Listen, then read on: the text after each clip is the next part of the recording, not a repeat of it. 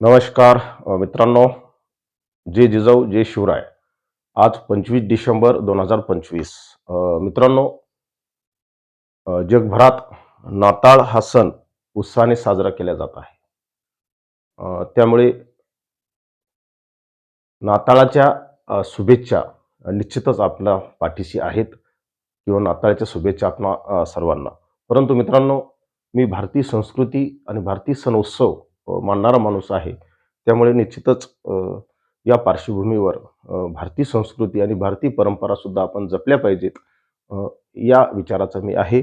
असो, मित्रांनो, अ, आज उपग्रहामार्फत आपल्याला मिळालेली ही प्रतिमा आहे IMDच्या. तर या प्रतिमेचं विश्लेषण आपण थोडक्यात करू आणि आजपासून जानेवारीच्या पहिल्या अ, आठवड्यापर्यंत राज्यात कसे हवामान असेल, या संदर्भातली माहिती आपण जाणून घेऊ. त्यामुळे व्हिडिओ शेवटपर्यंत पहा. अ, आपल्या मित्रपरिवाराला शेअर करा, फॉलो करा. मित्रांनो, या ठिकाणी एक WD सक्रिय आहे. त्यानंतर इकडनं एक WD येत आहे. मी तुम्हाला पाठीमागे सांगितलं जानेवारीमध्ये 2 WD. मित्रांनो, हे पश्चिम आशियातील जे राष्ट्र आहेत, या ठिकाणी प्रचंड प्रमाणात ढगाळ वातावरण आणि पावसाची ॲक्टिव्हिटीज आहेत आणि तो हिवाळ्यात या ठिकाणी होतच असतो. कारण भूमध्य जो समुद्र आहे, त्या समुद्रावरून हे सर्व गोष्टी घडत असतात.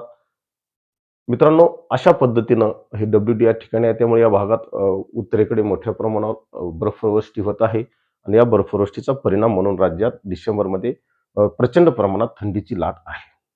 मित्रांनो, महाराष्ट्रात अंशतः ढगाळ वातावरण या सर्व गोष्टीमुळे जानेवारीमध्ये होणार आहे. महाराष्ट्रात कुठेही पावसाच्या ॲक्टिव्हिटीज होणार नाहीत. मित्रांनो, आजचं थोडंसं लाईव्ह पावसाचं या संदर्भातली माहिती पाहू. ताजी या उपग्रहामार्फत तुम्हाला विषुववृत्तावर फक्त पाऊस दिसतो आणि या ठिकाणी मित्रांनो, विषुववृत्ताचा हा जो पट्टा आहे, 0.5 अंश दक्षिण आणि 0.5 अंश उत्तर, या पट्ट्यामध्ये दररोज दुपारनंतर पाऊस असतो मित्रांनो. लक्षात घ्या. सकाळून ऊन आणि दुपारून धो-धो पाऊस अशा पद्धतीचं वातावरण या ठिकाणी असतं आणि त्यामुळे त्या भागात पावसाच्या ॲक्टिव्हिटीज आहेत. परंतु मित्रांनो, जानेवारीच्या पहिल्या आठवड्यामध्ये साधारणतः 3 जानेवारीच्या आसपास या ठिकाणी एक लो प्रेशर सिस्टीम बनणार आहे आणि तिचा प्रभाव 6 ते 7 जानेवारीपर्यंत, 8 जानेवारीपर्यंत दक्षिणेकडील राज्यात राहणार आहे. या सर्व गोष्टीचा परिणाम म्हणून राज्यात अंशतः ढगाळ वातावरण होईल. कारण या कालखंडात उत्तरेकडं WD सक्रिय असतील, दक्षिणेकडे पावसाच्या ॲक्टिव्हिटीज असतील आणि महाराष्ट्रावर नेमकं काय असेल, तर महाराष्ट्रात या काळात अंशतः ढगाळ वातावरण होऊन थोडीफार थंडीचं प्रमाण कमी होईल, तेवढ्यापुरतं. परंतु हे वातावरण निवळल्यानंतर परत राज्यात जानेवारीमध्ये थंडी जोर पकडणार आहे. तर अशा रीतीनं मित्रांनो, कसं आहे ते वातावरण हे आपण या 3 डिसेंबर 3 जानेवारीची ही प्रतिमा आहे मित्रांनो. या ठिकाणी तुम्हाला लो प्रेशर सिस्टीम दिसत आहे आणि या सिस्टीमचा परिणाम राज्यावर अंशतः ढगाळ वातावरण होणार आहे. पावसाच्या ॲक्टिव्हिटीज फारशा नाहीत. पावसाबद्दल आपण सांगितलेलं की निश्चिंत राहा डिसेंबर आणि जानेवारी.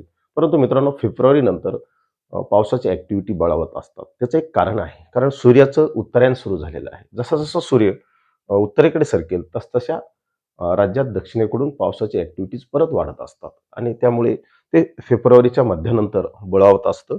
त्याचे अंदाज आपण वेळोवेळी देऊ. तर मित्रांनो, या प्रतिमेचं जर आपण विश्लेषण केलं तर या ठिकाणी लो प्रेशर सिस्टीम आहे आणि हे संपूर्ण दक्षिण भाग, यामध्ये तामिळनाडू, कर्नाटक, केरळ, आंध्र, तेलंगणा, अगदी महाराष्ट्राच्या दक्षिण भागात, मराठवाड्यामध्ये काही अंशी ढगाळ वातावरण होईल. पावसाबद्दल निश्चिंत राहा. पाऊस कुठे येणार नाही. आणखी एका मॉडेलनुसार आपण या मॉडेलनुसार समजून घेऊ. हे पहा मित्रांनो, दक्षिणेकडेच आपल्याला या वातावरणाचा प्रभाव दिसतो. राज्यावर या मॉडेलने कुठेही ढगाळ वातावरण दाखवलं नाही. WDचा परिणाम मित्रांनो उत्तरेकडनं अगदी मध्य प्रदेशपर्यंत, राजस्थान या भागात दाखवलेला आहे. याचा परिणाम आपल्या राज्याच्या उत्तर भागामध्ये काही अंशी ढगाळ वातावरण होऊ शकतं. पावसाचा ॲक्टिव्हिटीज किंवा पाऊस सध्या तरी जानेवारीमध्ये फारसा दखलपात्र पाऊस राज्यात होणार नाही, याची नोंद घ्या आणि मित्रांनो निश्चिंत राहा. थंडीचा आनंद घ्या. डिसेंबर आणि जानेवारीमध्ये राज्यात प्रचंड प्रमाणात थंडीची लाट राहणार आहे. आपण थंडीचे 60 दिवस या टायटलखाली पाठीमागेच तो अंदाज दिलेला आहे. अद्यापही तो अंदाज आपल्या संपलेला नाही. एवढंच या निमित्ताने सांगतो आणि थांबतो. जय हिंद, जय महाराष्ट्र.